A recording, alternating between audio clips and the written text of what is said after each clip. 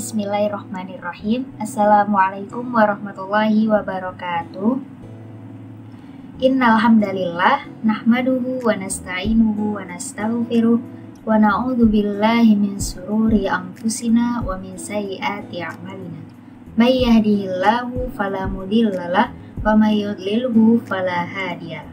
Asyhadu an la ilaha illallah wahdahu la syarikalah wa asyhadu anna Muhammadan abduhu wa rasuluh la nabiyya wa la rasula ba'da amma ba'du. Pertama-tama marilah kita panjatkan puji syukur terhadap Allah Subhanahu wa taala yang telah diberi rahmat sehat sampai detik sekarang ini. Alhamdulillahirabbil alamin. Kedua kalinya salawat serta salam tetap tercurahkan kepada Nabi kita Muhammad sallallahu alaihi wasallam yang telah membimbing kita dari jalan yang berliku-liku menuju jalan yang lurus, yakni adinul Islam. Innad dina indallahil Islam. Ketiga kalinya saya di sini akan berceramah tentang keutamaan menuntut ilmu. Ilmu berasal dari kata alima ya'lam yang artinya mengetahui. Nah, perlu kalian tahu ilmu disebutkan dalam Al-Quran sebanyak 854 kali. Oleh karena itu, ilmu mendapatkan kedudukan yang penting dalam ajaran agama Islam. Nah, sekarang ini saya akan membahas 4 poin. Yang pertama, kewajiban dalam menuntut ilmu. Yang kedua, hukum dalam menuntut ilmu. Yang ketiga, keutamaan orang yang menuntut ilmu. Dan yang terakhir, adab dalam menuntut ilmu. Memasuki poin yang pertama, kewajiban dalam menuntut ilmu. Wahyu yang pertama kali diturunkan kepada Nabi Muhammad SAW adalah Quran Surat Al-Alaq ayat 1-5. Nah, Quran Surat tersebut sebagai salah satu bukti pentingnya menuntut ilmu, karena di dalam ayat 1, yakni Iqra bismi rabbikal ladzi khalaq, di dalamnya terdapat perintah untuk membaca. Iqra bismi rabbikal ladzi khalaq, yang artinya bacalah dengan menyebut nama Tuhanmu yang Maha Menciptakan. Dan pasti tak asing lagi di telinga kita hadis yang berbunyi Thalabul ilmi fardhatun ala kulli muslim, yang artinya menuntut ilmu wajib bagi setiap muslim. Nah, hadis tersebut menjelaskan bahwa wajib bagi kita orang muslim untuk menuntut ilmu dimanapun dan kapanpun, karena dengan ilmu hidup kita akan menjadi mudah. Baik, memasuki poin kedua, yakni hukum dalam menuntut ilmu. Hukum dalam menuntut ilmu ada 2 macam. Pertama, fardu kifayah, yakni ilmu yang harus dimiliki oleh sebagian orang muslim. Misalnya, ilmu kedokteran, perekonomian, dan lain-lain.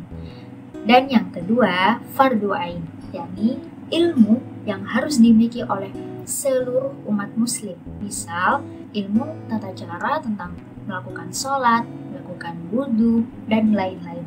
Poin yang ketiga, keutamaan dalam menuntut ilmu. Beberapa keutamaan orang yang menuntut ilmu, yakni ditinggikan derajatnya oleh Allah Subhanahu wa taala. Allah berfirman dalam Quran Surat Al-Mujadalah ayat 11, Bismillahirrahmanirrahim.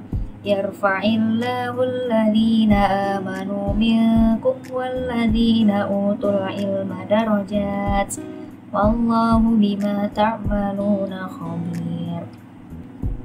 Yang artinya Allah meninggikan derajat orang-orang yang beriman di antara kamu dan meninggikan derajat orang-orang yang berilmu. Dan Allah Maha mengetahui apa yang kamu kerjakan. Nah, keutamaan selanjutnya yakni dimudahkan jalannya untuk menuju surga.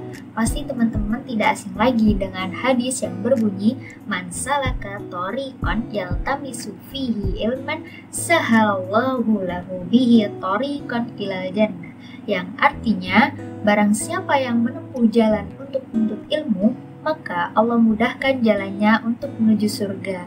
Hadis riwayat Tirmizi. Keutamaan selanjutnya adalah para malaikat ridho dengan apa yang dikerjakannya. Dan keutamaan yang kelima adalah kedudukan orang yang menuntut ilmu disamakan dengan kedudukan orang yang berjihad di jalan Allah Subhanahu wa taala. Dan keutamaan yang terakhir, didoakan dengan para malaikat serta seluruh penghuni bumi dan langit. Dan masuk ke poin terakhir, yakni poin keempat, yakni adab dalam menuntut ilmu. Agar proses belajar berjalan dengan baik dan kita mendapatkan ilmu yang bermanfaat, kita perlu tahu nih adab dalam menuntut ilmu itu apa aja sih?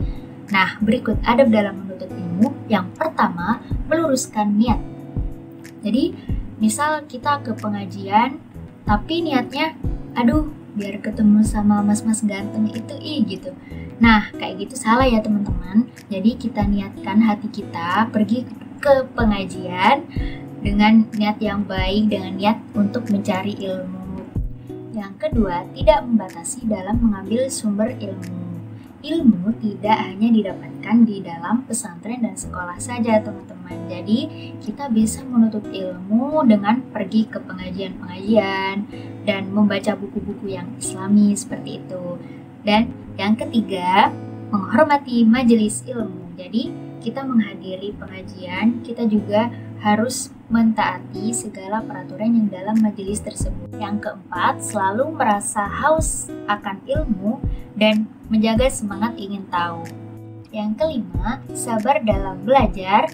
Dan yang terakhir, jujur dalam menuntut ilmu. Adab dalam jujur menuntut ilmu ini ada 3. Yang pertama, jujur mengambil sumber ilmu dan tidak mencontek, serta tidak melakukan plagiasi. Baik teman-teman, mungkin cukup sekian ceramah yang saya sampaikan. Kurang lebihnya saya mohon maaf. Semoga yang saya sampaikan dapat sangat bermanfaat bagi kalian yang mendengarkan. Billahi taufik wal hidayah. Syukran ala ihtimamikum. Wassalamualaikum warahmatullahi wabarakatuh.